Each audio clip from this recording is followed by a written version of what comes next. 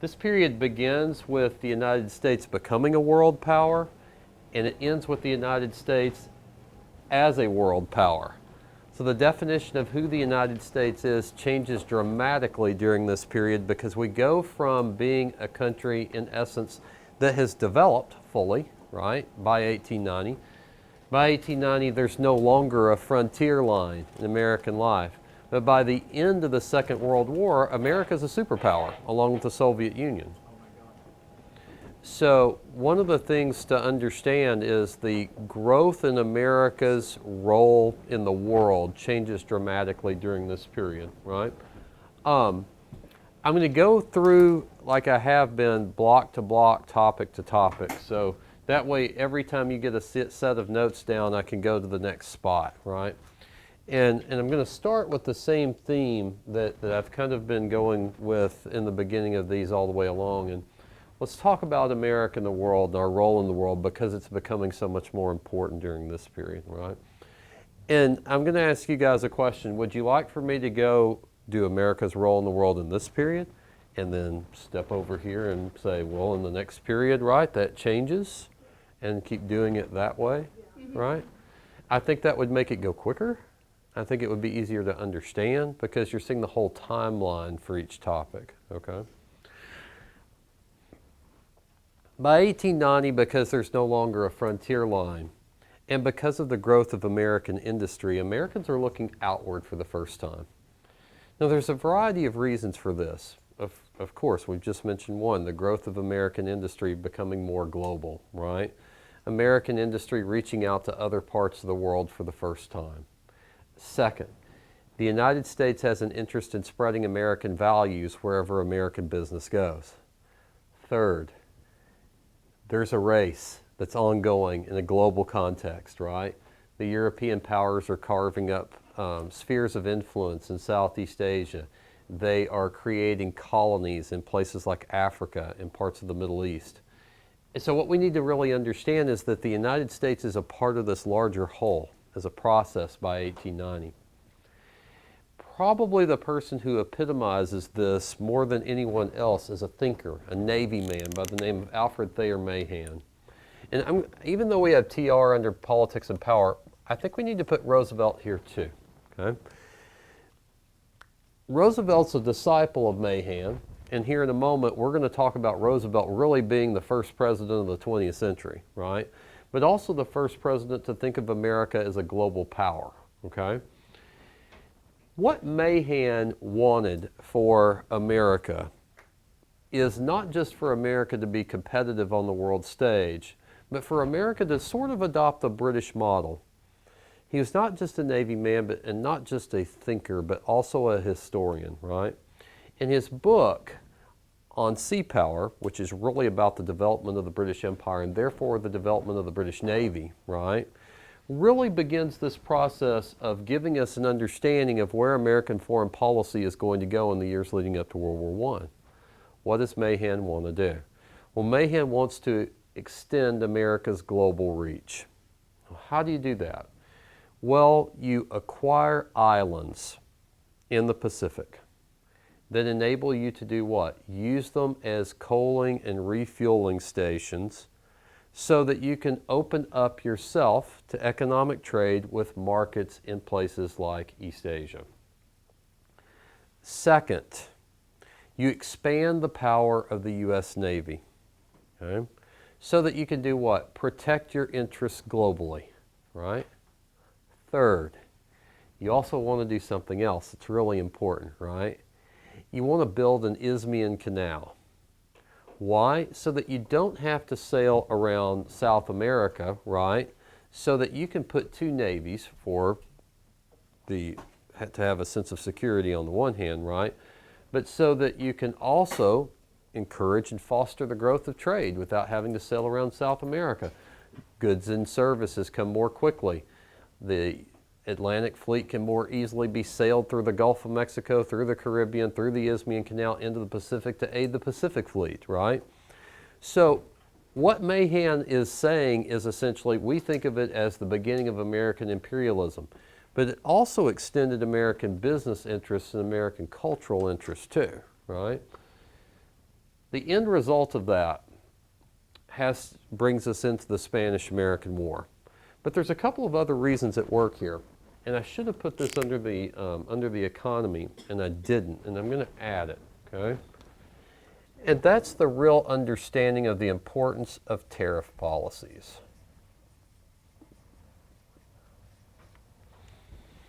And the other issue, right, during this period, and we're going to add this, is currency.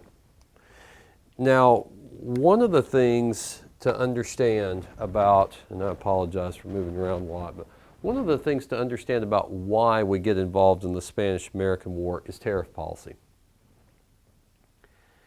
Because of the growth of American industry, American corporations after the Civil War, one of the things that's really interesting that happens as an American economic phenomena is this. Americans begin to raise protective tariffs, okay? Why is that? Well, to protect the growth of American industry. And in particular because big business owners or leaders, right? Bless you, people like Andrew Carnegie, John D. Rockefeller, J.P. Morgan wield tremendous economic power during this period, right? But raising tariffs has consequences. And it has consequences for two very important groups of people in American life, right? Number one, it's going to have consequences for American farmers. But number two, it's going to have consequences for people that are trying to sell agricultural goods into the United States as well. Why do we get involved in the Spanish-American War? Well, for a couple of different reasons. But mainly the reason is Cuban sugar, right? The United States wanted to use Cuban sugar, right, refine it here in the United States and then market it. One of the great industries coming after the Civil War and into American life in the early 20th century is going to be the food industry, right? But in 1890, and I did not put it up here, but it really is important that you understand it, that you write it down. In 1890, the United States passes its highest tariff ever up to this point in time, the McKinley tariff, ironically put forward by, and I don't have his name up here, but we're going to fit him with TR, President William McKinley. Now at this time he was a congressman from Ohio. But what did that high protective tariff do? Well, it made sugar from places like Cuba much higher in terms of duties coming into the United States. It also made sugar from places like Hawaii, where American business had invested in sugar plantations, also much higher, right? It's the reason why we see a coup in Hawaii and an interest in bringing Hawaii into the United States so that what? American sugar plantation companies, right, don't have to pay those duties on American import taxes, right? But it's the same issue with what's happening in Cuba, right? And in Cuba, you have a revolution that has been ongoing for about 3 years by the time the United States becomes involved in the war in 1898. In fact, the situation in Cuba had grown so unstable that the United States sent a warship in February of 1898, the USS Maine, to check on things, in other words, to go into Havana Harbor and to really see what the situation in Cuba was in terms of whether it was getting out of hand or not. Now, as far as the Spanish-American War is concerned, that's not the only cause. Yellow journalists had pumped up the idea of atrocities and concentration camps on the island of Cuba that were perpetuated by the Spanish forces who were trying to put down this Cuban revolt for independence. The Cubans themselves had made the case for the Americans for their independence from Spain. And to add insult to injury during the period, or to pile on the causes, a Spanish diplomat by the name of Dupuy de Lome writes a letter that's critical of President McKinley. Now, with the atrocities occurring in Cuba at the hands of the Spanish, the United States, in sending the warship, the USS Maine, to Havana Harbor, was basically sending a signal saying that, you know, there is a possibility of us becoming involved in what's going on in Cuba, because of our business interests and because of the humanitarian interests with the Cuban people. And then the Maine explodes. It blows up in Havana Harbor. It's not until 78 years later that we discover that this was probably a boiler room accident on the ship and not a Spanish mine that destroys the battleship, the USS Maine. But nevertheless, the United States goes to war against Spain in 1898. And what do we acquire? We acquire Guam, the Philippines, and the Pacific. And in the Caribbean, we acquire the island of Cuba, which becomes a protectorate, and we acquire the still U.S. territory of Puerto Rico, right? Because of our interest in the Spanish territory of the Philippines and the acquisition of Guam, we also in 1898, even though it had been a thorny political issue, let me step back into that for just a moment. The President of the United States in the early 1890s, okay, until 1892, is Benjamin Harrison, a Republican. Harrison somewhat is lukewarm to the idea of adding Hawaii. But the revolt that we're talking about, this coup, doesn't occur until 1893 and into the year of 1894. It's about an 18-month-long revolt here, okay? It's perpetuated by a company, right, Sanford B. Dole's Fruit Company, that most of you would recognize at least the name of today. What's interesting about this, however, right, is that a Democratic administration comes into the White House in 1892 under the leadership of President Grover Cleveland. Cleveland's lukewarm also about the idea of bringing Hawaii into the United States because he feels like that it was unfairly taken away, of course, from the Hawaiian people. Fast forward to 1898 and our involvement in the Spanish-American War, right? And particularly our involvement in Guam and capturing the Philippines away from the Spanish. Now all of a sudden Hawaii becomes what?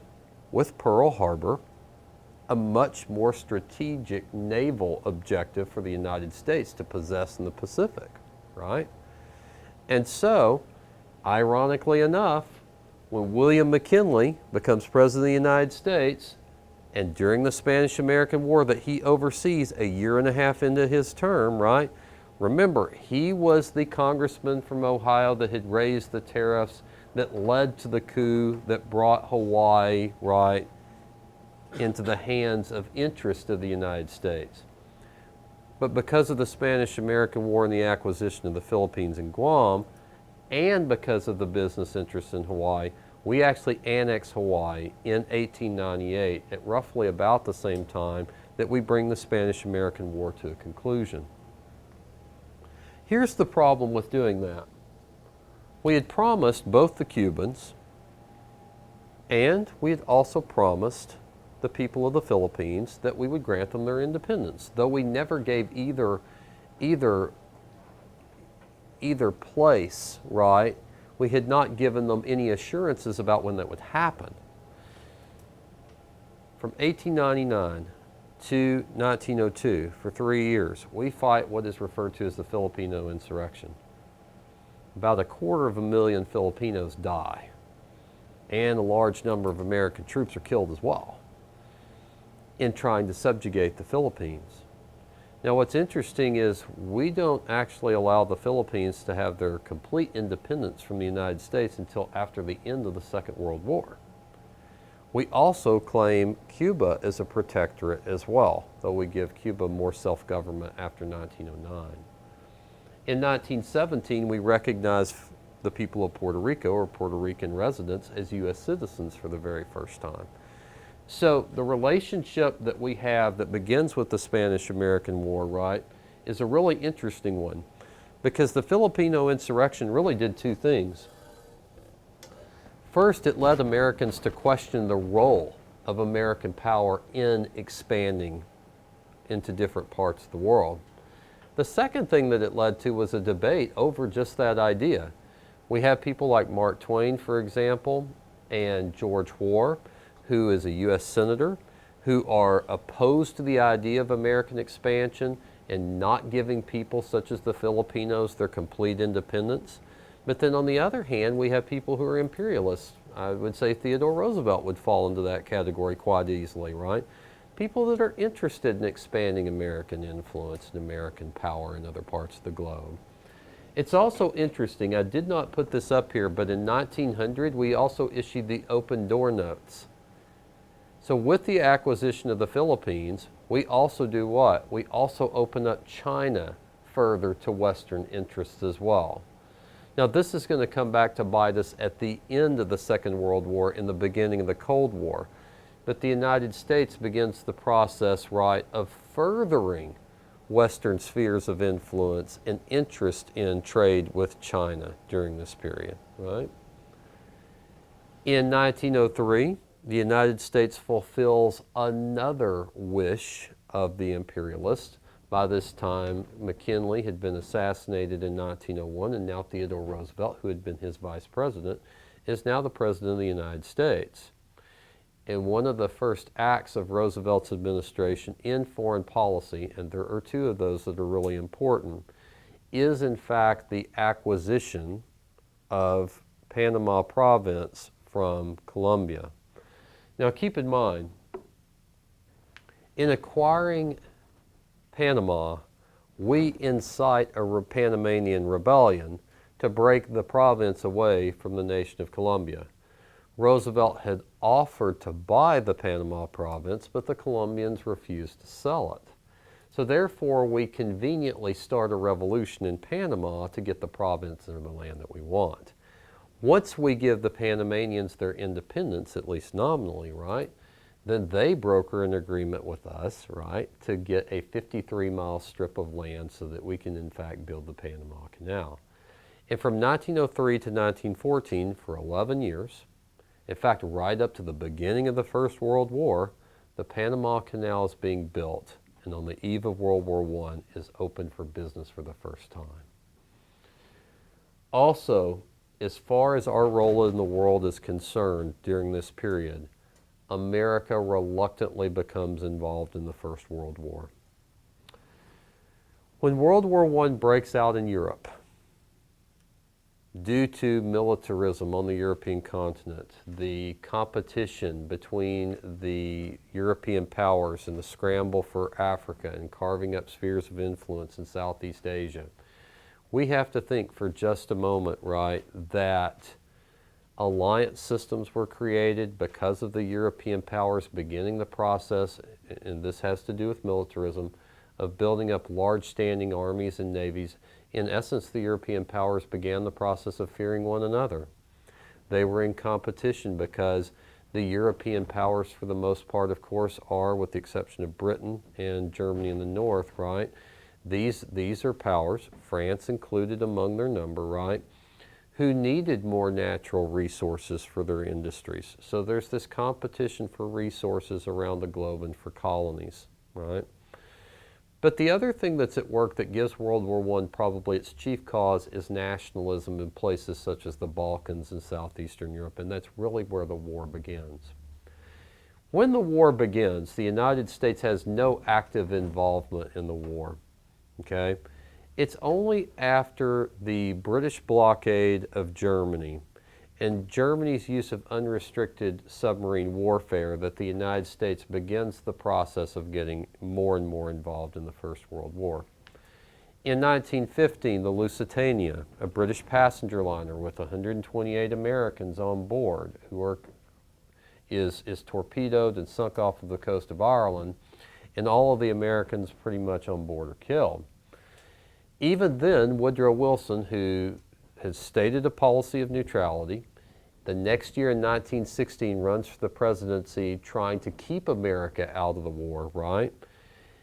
There is this sense, because there's two things happening in the United States that we need to know about whenever we speak about World War I. The first is this. Yes, American industry is going to eventually become tied to the war effort, especially shipping weapons and materiel to the British in particular because of our close ties with Great Britain historically and with France historically as well. There's a natural tie to the Allies anyway. But the problem that Wilson has in getting us involved in the First World War is quite simply because there's been this huge influx of immigrants into the United States from all parts of Europe, but mainly from areas where the Central Powers, right, are belligerents. So in other words, there were a lot of German immigrants in the United States who are recent arrivals in the country. A lot of immigrants from Italy and the Austro-Hungarian Empire and the Russian Empire who were relatively recent arrivals into the country at the beginning of by the beginning of the First World War. So there is this fear, if you're the Wilson administration, right, that if you go to war in Europe, you could certainly have a lot of domestic issues at home, right? It's not until unrestricted submarine warfare becomes a part of the German policy of dealing with Americans shipping goods to Britain. And the Zimmermann Note, another story unto itself, comes into play. The Zimmermann Note was the effort of Germany, beginning early in 1917, to bring the United States into war with Mexico. Well, let me explain for just a second. So the Zimmermann telegram offered Mexico, if it went to war with the United States, territories that it had lost in the war with the United States from 1846 to 1848 in the mid-19th century. The real purpose for the Germans here is an interesting one, right? Remember, in context of World War I, Russia is dropping out of World War I. Now Germany doesn't have to fight a two-front war in the First World War. They can focus on the Western Allies. And the Western Front in World War I is bogged down because of trench warfare and essentially is settled into a stalemate. But now the Germans have a distinct advantage. The only problem with having that advantage is if the United States gets involved in the war. So therefore, to keep the United States busy, there is this proposal of starting a war between Mexico and the United States. We have to remember something. The relationship between the United States and Mexico had never been a good one throughout the decade leading up to World War I. Beginning in 1910, and it lasts until the end of World War I, Mexico is experiencing a revolution unto itself. And the Wilson administration goes back and forth between what regime it wants to back in this Mexican revolution. In 1916, Pancho Villa, one of those revolutionaries, crosses the border into the United States and kills a number of Americans near Columbus, New Mexico. So tensions between Mexico and the United States were already running high by the time the Zimmermann Notes intercepted by the British and then published right here in the United States for consumption by both the U.S. government and of course the American media, right? When it does happen, America's problems with Mexico go to the wayside. The bigger threat is seen as to what's happening in Europe. The U.S. role in World War I is quite simple. We get involved at the very end of the war. And we're only involved really on the ground in the last 9 months of the war. What are we in World War I? Well, Wilson has to sell the idea. I think somebody wants in over here. Wilson has to sell Americans on the idea of being involved in the war in the first place. Partly because there's so many immigrants from the belligerents on the one hand, but on the other hand, right, Wilson had campaigned on keeping us out of the war in the first place. So Wilson's selling job or selling position, right, is this idea to make the world safe for democracy. The only problem with that is pretty simple. The United States doesn't exactly have the ability to do these things. Not in foreign policy. We don't have the clout, nor do we have the ability. When Americans become involved in World War I, the mobilization for it is rapid. But our 9-month involvement gives a shot in the arm to the Allied cause. And eventually, we are one of the determining factors in the ceasefire or armistice that brings World War I to an end. You see, the end of World War I was kind of like a race. Can we provide enough men, enough material? Can we mobilize quick enough and get to the front in France quick enough to stop the last German offensive that could bring the war to a disastrous conclusion for the Allies? Americans are able to do that. In fact, we're able to arrive in overwhelming numbers at the very end of the war. So simply, how does World War I come to an end? Germany stops fighting. Now, this provokes another set of issues that we're going to get into in the second period, right? The way World War I comes to an end.